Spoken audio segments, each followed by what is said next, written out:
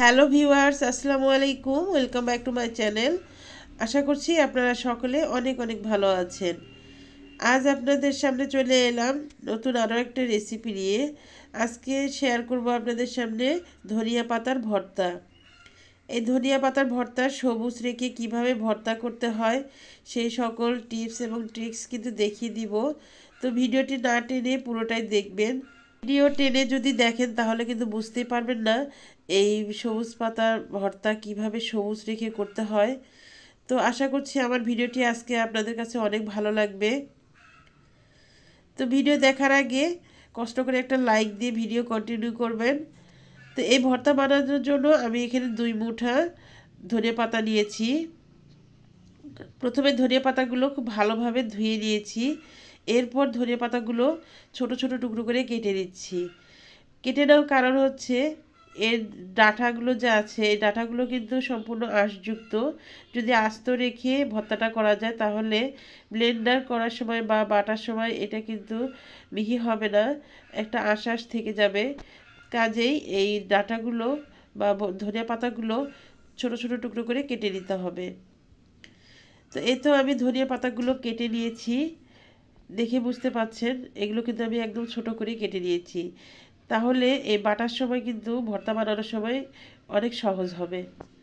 এরপর এই ভর্তা বানানোর জন্য আমার যা যা লাগছে, আমি এখানে কয়েকটা পেঁয়াজ নিয়েছি। পেঁয়াজগুলো আমি 4 ভাগ করে কেটে নিয়েছি। এরপর আমি বড় একটা রসুনের কোয়া নিয়েছি আর নিয়েছি কাঁচামরিচ। আমি এই ভর্তাটা কাঁচামরিচ দিয়ে করব, কারণ ভর্তার কালারটা যেহেতু আমি সবুজ রাখবো, তাই তো আমি এখানে শুকনো মরিচ দিচ্ছি না, কাঁচামরিচ দিয়ে দিচ্ছি। আর কাঁচামরিচ আমি আমার স্বাদ অনুযায়ী নিয়েছি। আপনারা যে যেমন ঝাল খেতে পছন্দ করেন কমিয়ে বা বাড়িয়ে নিতে পারেন। এবার আমি এই ভর্তা বানানোর জন্য চুলায় একটি প্যান বসিয়ে দিলাম আর সামান্য পরিমাণে তেল দিয়েছি পেঁয়াজ মরিচ রসুনগুলো ভাজার জন্য। তো এই তো আমি পেঁয়াজ রসুনগুলো ভেজে নিচ্ছি। চুলা কিন্তু এই পর্যায়ে আমি মিডিয়াম হিটে রেখেছি। মিডিয়াম হিটে রেখে আমি পেঁয়াজ রসুন মরিচগুলো ভেজে নিচ্ছি। তো এই তো আমার পেঁয়াজ রসুনগুলো ভাজা হয়ে গেছে। আমি কিন্তু এগুলো কড়া করে ভাজিনি, একটু হালকা করে ভেজে নিয়েছি। এরপর পেঁয়াজ রসুনগুলো একটা বাটিতে রেখে আমি একই প্যানের মধ্যে ধনিয়া পাতাগুলো ভেজে নিচ্ছি। তো ফ্রেন্ডস, আমি বলেছিলাম যে ধনিয়া পাতার ভর্তা কিভাবে সবুজ রাখতে হয় সেটা দেখিয়ে দিব। তো এই পর্যায়ে কিন্তু এই ভিডিওটা স্কিপ করবেন না, পুরোটাই দেখবেন। তো আমি কিন্তু এখানে তেল দিইনি, আপনারা খেয়াল করেছেন তেল ছাড়াই কিন্তু আমি এই ধনেপাতাগুলো ভেজে নিচ্ছি। যদি তেল দেওয়া হতো তাহলে কিন্তু এর কালারটা কিছুটা হলেও চেঞ্জ হয়ে যেত আর ভর্তার কালারটাও কিন্তু বেশি একটা সবুজ হতো না। তো আমি চুলা কিন্তু মিডিয়াম বা লো হিটের মাঝামাঝিতে রেখে এই ধনিয়া পাতাগুলো ভেজে নিচ্ছি। বেশি একটা ভাজবো না, জাস্ট শুধু 2-3 মিনিটের জন্য ভেজে নিব, যেন ধনিয়া পাতার গায়ে যে পানি এক্সট্রা থাকে সে পানিটা টেনে যায়। ধনিয়া পাতা যদি বেশি করে ভাজা হয় তাহলে এর কালারটা চেঞ্জ হয়ে যায় আর ভর্তাটাও কিন্তু সবুজ থাকে না। এই জন্য অবশ্যই চুলার লো মিডিয়ামের মাঝামাঝিতে রেখে অল্প আঁচে অল্প সময় ধরে এই ধনিয়া পাতার গায়ের যে পানি থাকে সে পানিটা শুধু টেনে নিতে হবে, বেশি ভাজা যাবে না, এই দিকটা অবশ্যই খেয়াল রাখবেন।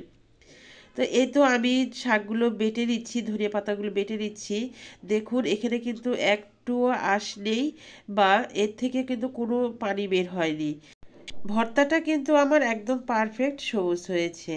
প্রথমে আমি ধনিয়া পাতাগুলো বেটে নিয়েছি আর এরপরে আমি এখানে পেঁয়াজ মরিচগুলো ভেজে রেখেছিলাম সেই পেঁয়াজ রসুন মরিচগুলো দিয়ে দিলাম। আর তার সঙ্গে আমি সামান্য পরিমাণে লবণ দিয়েছি। লবণ কিন্তু আমি এখানে হাফ চামচও দিইনি, হাফ চামচ থেকেও কম দিয়েছি। আর লবণটা আমি পরে দিয়েছি এই কারণে ধনিয়া পাতাগুলো বাটার পরে কতটুকু হবে সেটা দেখে অনুমান করে লবণ দিয়েছি। তবে ধনিয়া পাতাতে কিন্তু লবণের পরিমাণটা একটু কম লাগে, এই জন্য প্রথমে কম করে দিবেন।